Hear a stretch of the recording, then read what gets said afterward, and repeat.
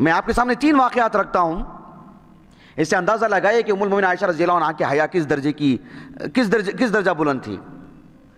صحیح بخاری کی ایک حدیث مبارکہ ہے، کتاب الحج میں، عطا بن ابی رباح اوساط تابعین میں سے ہیں رحمہ اللہ، معروف اور حج کے امور میں سب سے زیادہ درک رکھنے والے اپنے زمانے میں، تابعین میں آپ سے بڑھ کر کوئی نہیں، آپ کے ہوتے ہوئے کوئی فتویٰ نہیں دیتا تھا مناسک الحج سے متعلق۔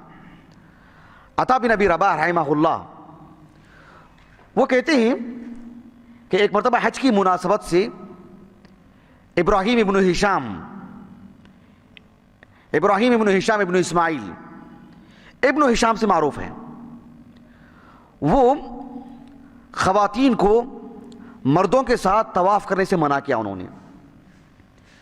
جب یہ بات عطا بن ابی رباح کو پہنچی تو انہوں نے کہا کہ کیف یمنعہن وقد طاف نساء النبی صلی اللہ علیہ وسلم مع الرجال، یہ عورتوں کو مردوں کے ساتھ طواف کرنے سے کیوں روکتے ہیں جبکہ رسول اللہ صلی اللہ علیہ وسلم کی ازواج مطہرات مردوں کے ساتھ طواف کیا کرتی تھیں۔ عبد الملک ابن جریج رحمہ اللہ وہ کہتے ہیں کہ کیف یخالطن بالرجال کیف یخالطن مع الرجال، وہ مردوں کے ساتھ کیسے اختلاط کر لیتی تھی، کیسے مل جایا کرتی تھی؟ تو عطا بن ابی رباح رحمہ اللہ نے کہا کہ لا یخالطن، وہ مردوں کے ساتھ اختلاط نہیں کرتی تھیں، ان کے ساتھ شانہ بشانہ طواف نہیں کرتی تھیں۔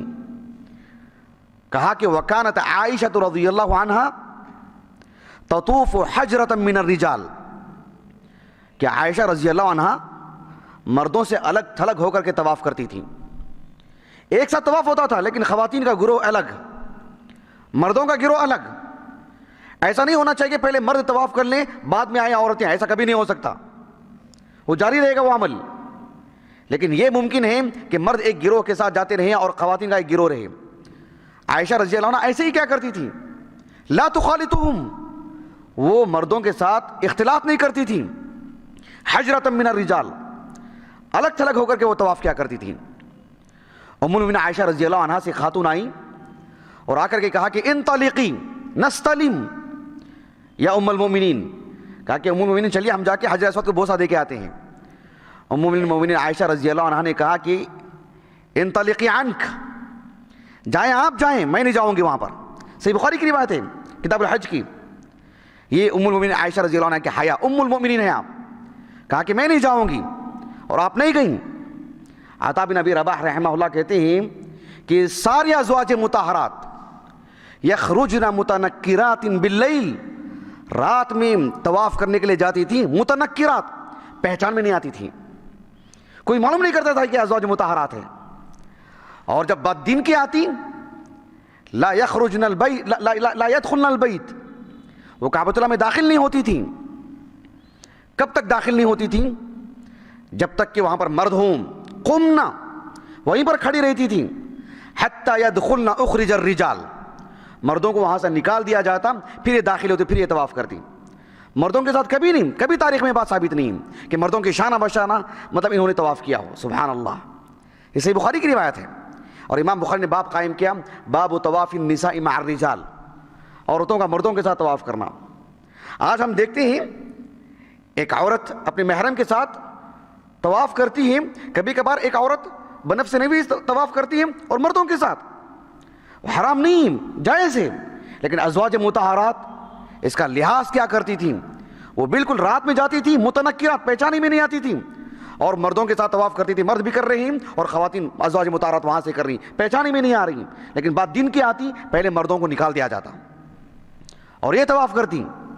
ان کی حیا کی وجہ سے ام المؤمنین عائشہ رضی اللہ عنہا سے متعلق کہا کہ جو تطوف حجرۃ من الرجال۔ ایک واقعہ آپ کے سامنے رکھیے، ایک اور واقعہ میں آپ کو بتاتا ہوں۔ دیکھیے، اس نے کہا کہ میں جو فلم بنایا ہوں وہ صحیح بخاری، سنن ترمذی، اس طرح کی معتبر کتابوں کو سامنے رکھ کر کے، اس طرح کی کور نگاہی دیکھیں ان کی، اور جن روایتوں سے انہوں نے استدلال کیا وہ کس قدر ادھورا اور ناقص استدلال، جبکہ ان روایات پر ان کی نظر کیوں نہیں پڑتی ہے؟ سبحان اللہ العظیم۔ یضل به کثیرا ویہدی به کثیرا. اللہ سبحانہ وتعالیٰ کیسے کسی کو اسی کتاب کے ذریعے سے گمراہ کرتے ہیں. سبحان اللہ العظیم. ایک حدیث مبارکہ ہے جو امام ابو داؤد رحمہ اللہ اپنے سنن میں لے کر کے آئے ہیں. معروف حدیث مبارکہ سنن نسائی میں اور سنن ترمذی میں، کتاب الطہارہ میں موجود ہے. سنن ترمذی، سنن نسائی وغیرہ میں، کتاب الطہارہ میں. ایک تابعیہ ہیں معاذہ بنت عبداللہ العدویہ، بصرہ میں رہا کرتی تھیں. 83 ہجری سے وفات ہے، جیسا کہ امام ذہبی نے کہا رحمہ اللہ. کتب الستہ کی سبھی کتابوں میں آپ کی مرویات ہیں. وہ کہتی ہیں کہ ام المؤمنین عائشہ نے کہا کہ مرن ازواجکن ان یستطیبوا بالماء، کہ تم اپنے اپنے شوہروں سے جا کے کہو کہ پانی سے طہارت لیا کریں ضرورت سے فارغ ہونے کے بعد. بعض لوگ یہ سمجھتے تھے کہ پہلے پتھر کا استعمال ہو بعد میں پانی سے. کہا کہ اس تکلف کی ضرورت نہیں. مرن ازواجکن ان یستطیبوا بالماء، کہ پانی سے ہی وہ طہارت لیں. کیوں؟ کہا کہ فإنی استحییہم، میں مردوں سے براہ راست کہوں میں شرماتی ہوں. سبحان اللہ. اب ام المومنین ہیں، آپ جیسی عالمہ، آپ جیسی فقیہہ، آپ جیسی معلمہ، اور آپ کا جو احترام ہے، آپ کا دوسروں کے دلوں میں احترام، اور آپ کے دل میں جو اللہ کی خشیت اور جو تقوی ہے، اس کے باوجود فإنی استحیی، میں شرماتی ہوں یہ بات کہنے کے لیے. لیکن دیکھو فإن رسول اللہ صلی اللہ علیہ وسلم کان یفعلہ، اللہ کے رسول ایسے ہی کیا کرتے تھے؟ پانی سے طہارت لیتے تھے. آپ اپنے شوہروں سے ایسے ہی کہو، کیونکہ فإنی استحیی، میں شرماتی ہوں ان سے. ام المومنین عائشہ رضی اللہ عنہا کی حیا سے متعلق ایک واقعہ سناتا ہوں. اس کے بعد پھر کسی واقعے کی ضرورت نہیں، اس کے بعد پھر کسی دلیل کی ضرورت نہیں. ایک انسان مر چکا ہے، ایک انسان کی موت آ چکی ہے، اس سے کیا پردہ ہے؟ مثلا بالخصوص جب اس کی تدفین ہو چکی ہے، اس کی قبر سے کیا جو ہے یعنی کیا حیا ہے اس سے؟ ایک حدیث مبارکہ ہے مسند احمد کی، ہشام ابن عروہ اپنے والد عروہ بن زبیر سے اور ام المومنین عائشہ سے روایت کرتی ہیں. ام المومنین عائشہ رضی اللہ عنہا کہتی ہیں کہ کنت ادخل بیتی الذی فیہ دفن رسول اللہ صلی اللہ علیہ وسلم و ابی، میں میرے حجرے میں داخل ہوتی جہاں اللہ کے رسول اور میرے والد ابو بکر دونوں مدفون ہیں. فاضع ثیابی، میں میرے کپڑے کبھی نکال دیتی، اپنے کپڑے اتارتی تھی. واقول، اور میں یہی سمجھتی تھی اور یہ کہہ لیتی تھی کہ فإنما هو زوجی و ابی، یہ تو میرے شوہر اور یہ میرے والد ہیں، یہ میرے شوہر یہ میرے والد ہیں. ولما دفن عمر معهم، جب عمر بن خطاب رضی اللہ عنہ ان کے ساتھ دفن کیے گئے، کہا کہ فواللہ ما دخلته الا وانا مشدودۃ علی ثیابی، میں کبھی اپنے کمرے میں داخل نہیں ہوئی. اللہ کے رسول کے انتقال کے بعد تقریباً 55 سال وہ باحیات رہیں، 40-45 سال باحیات رہیں. وہ کہتی ہیں 57 ہجری میں انتقال ہوا نا ان کا. وہ کہتی ہیں کہ ما دخلته الا وانا مشدودۃ علی ثیابی، مجھ پر کپڑا ہوتا کبھی کپڑے نہیں اتاری میں نے. کیوں؟ کہا کہ حیاء من عمر. اللہ اکبر، عمر سے حیا کرتے ہوئے.